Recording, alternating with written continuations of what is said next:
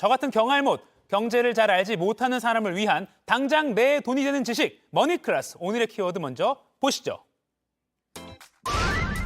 세금 깎아주는 만능 계좌, ISA, 완전 정복. 이 행복한 노후를 맞이하기 위해선 여유자산 꼭 만들어두라 이렇게 얘기합니다.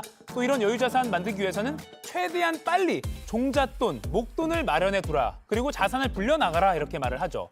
이렇게 목돈을 마련할 수 있는 가장 좋은 수단 중에 하나가 바로 ISA, 개인종합자산관리계좌입니다. 그런데 이 ISA 이름도 솔직히 어렵고요. 얘기는 많이 들어봤는데 정확히 뭐고 어떻게 가입하면 좋을지 정리가 필요합니다.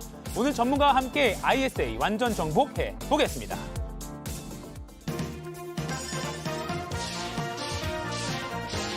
부자 되는 개념 쏙쏙 알려주는 손희의 금융 크리에이터와 얘기 나눠보겠습니다. 안녕하세요. 안녕하세요. 제가 공동경비구역 JSA는 알겠는데 네. ISA 이거 뭐 그러니까 요새 유행하고 뭐 당장 안 써도 뭐 가입해라 말은 많이 들어봤는데 네. 뭡니까? ISA는 Individual Savings Account의 약자입니다. 좀 그렇게 하셔야 돼요. 네, 영어 선생님처럼. 네. 그러니까 이게 우리가 종합 관리 계좌인데요. 우리가 네. 직역했을 때는 개인 종합 자산 관리 계좌라고 볼 수 있겠습니다. 네. 그러니까 뭔가 종합 자산이라는 단어가 들어갔으니까 뭔가는 관리하고 담을 수 있다라는 분위기가 이렇게 풀풀 납니다. 네. 하나의 금융 상품을 담을 수 있는 바구니라고 생각을 하시면 바구니, 되는 건데요. 네. ISA는 정부가 이제 국민들이 우리가 자산을 형성할 수 있는 기회를 마련해주고 노후 자산을 형성할 수 있도록 이 상품을 설계를 한 거고요. 16년도 3월에 출시가 됐었습니다. 그래요? 그럼 꽤 한 6, 7년 됐네요. 네, 맞습니다. 그러니까 소득에 상관없이 19세 이상이라면 누구나 가입을 할 수 있는 상품이고요. 그리고 혹시 소득이 있으시다면 15세에서 19세 미만 역시 가입을 할 수가 있습니다. 그리고 3년의 의무 기간이 있기 때문에 최소 이 기간은 반드시 채우셔야 되고요. 이제 연 한도가 있습니다. 연 2천만 원의 한도 내에서 그리고 만약에 이 한도를 채우지 못하셨다면 2월도 가능하기 때문에 다음 해로 넘겨서 운용하시는 것도 가능하고요. 이제 5년간 최대 1억 원까지 운용을 하실 수가 있습니다.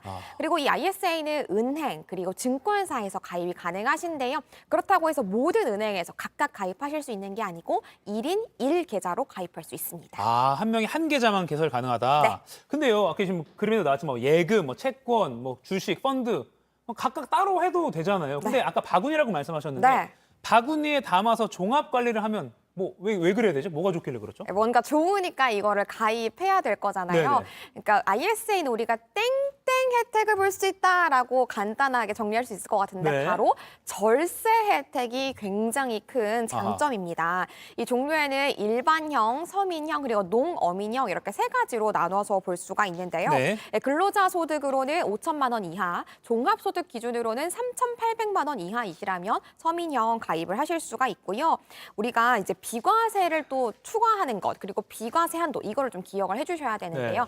일반형은 비과세 한도가 200만 원까지, 서민형과 농어민형은 400만 원까지 비과세 혜택을 보실 수 있고요. 이 한도를 넘어서신다면 일반적으로는 15.4% 세금을 부과를 해야겠지만 ISA는 이와 함께 절세 혜택을 더 추가로 주기 때문에 9.9%의 세금만 내면 됩니다. 이 비과세 한도를 넘어서도 네. 그렇군요. 맞습니다. 예를 들어서 제가 300만 원의 이자 수익을 얻었다라고 가정을 한번 해보도록 하겠습니다. 네. 이 경우에 일반형 기준으로 200만 원까지는 비과세 혜택을 받고요. 100만 원에 대해서만 9.9%의 세율을 적용받습니다. 일반적인 계좌라면 300만 원 전체에 대해서 15점 세율을 적용을 받았을 테니까 네. 9만 9천 원과 46만 2천 원 세금 혜택이 굉장히 차이가 많이 나는 거죠. 야, 이렇게 보니까 ISA가 대단해 보입니다. 네. ISA 기억해놔야겠네요. 네. 그리고 ISA의 세세 혜택 같은 경우에는 네. 순이익에 대해서만 세금을 매긴다라는 것도 굉장히 큰 장점인데요. 예를 들어서 제가 ISA 계좌에 예금도 담고 펀드도 담았어요. A 예금에서 제가 300만 원 이자 수익의 이익을 얻었고요. 네. 그리고 펀드에서 300만 원 손실, 300만 원 이익 이렇게 얻었다면 종합적인 순이익은 300만 원이라고 볼 수 있는 거잖아요. 네. 그럼 이 300만 원 기준으로 또 일반형으로 본다면 200만 원은 다시 한번 비과세 혜택을 볼 거고요. 100만 원에 대해서 9.9%의 세율을 적용받습니다.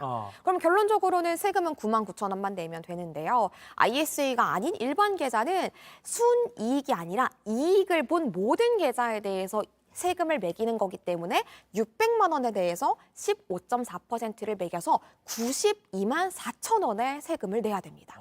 아니 손실난 것도 화가 나는데 이것까지 세금 떼 할 수 있는데 손실난 걸 빼고 세금을 매기니까 훨씬 더 또 혜택이라고 볼 수 있겠네요. 맞습니다. 절세만 봐도 82만 5천 원의 절세 혜택을 볼 수 있는 거죠. 이렇게 딱 비교를 해보니까 딱 와닿습니다. 네. 자, 근데 이 ISA라는 게 한 가지 유형이 아니라면서요. 네, 맞습니다. 네. 크게 세 가지로 나눌 수가 있어요. ISA의 종류는 일임형과 신탁형, 그리고 증권사에서 가입할 수 있는 중개형 ISA 이렇게 세 가지로 나눠볼 수가 있는데요. 일단 일임은 우리가 뭔가 맡긴다라는 느낌을 좀 풀풀 풍기고 있죠. 네. 그래서 은행이나 증권사의 모든 것을 맡겨서 해당 금융사가 운용한 것에 대해서 고객은 수익을 배분을 받는 거고요.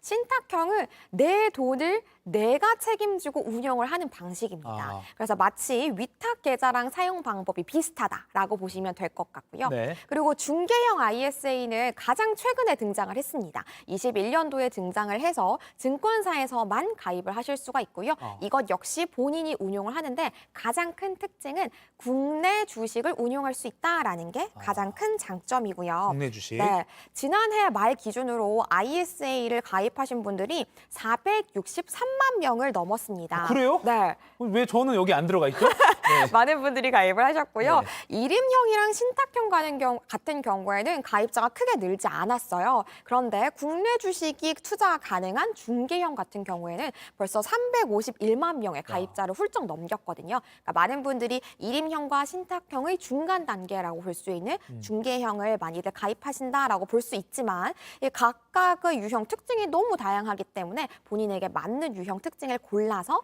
가입을 하셔야겠습니다.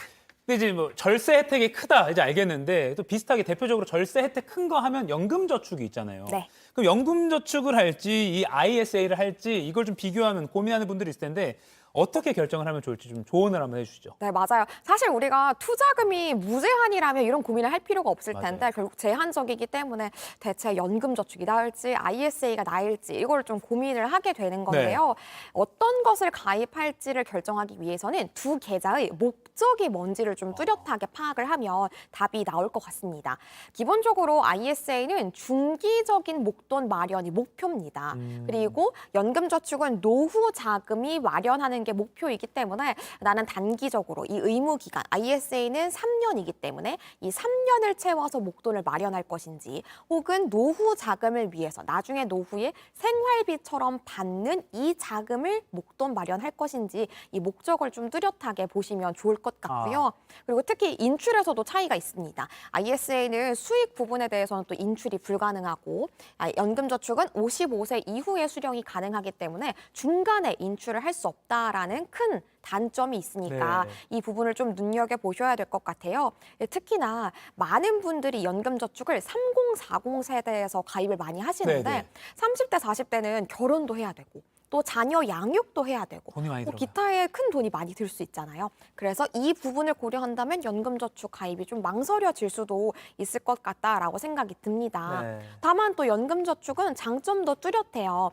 우리가 노후를 위해서 목돈 마련을 하는 거다 보니까 중간에 자금 활용을 할 수는 없지만 매년 세액공제 혜택을 받을 수가 있습니다. 세제 혜택으로 600만 원까지 세액공제 혜택을 받을 수가 있으니까 이 부분을 결코 무시할 수가 없는 거죠. 그래서 목적을 좀 잘 구분을 하신다면 나는 ISA가 낫겠다 혹은 연금저축이 낫겠다 답이 나올 것 같습니다. 일단 저 같은 경우라면 의무기간을 좀 가장 신경을 쓸 것 같아요. 네. 3년 5년 사실 돈이 많이 들어가는 3040 저 같은 경우에도 좀 그게 차이가 있으니까 네. 의무기간이나 이 표를 좀 보면서 한번 개인적으로 그 생활 패턴에 맞춰서 한번 고민해 보시면 좋을 것 같습니다.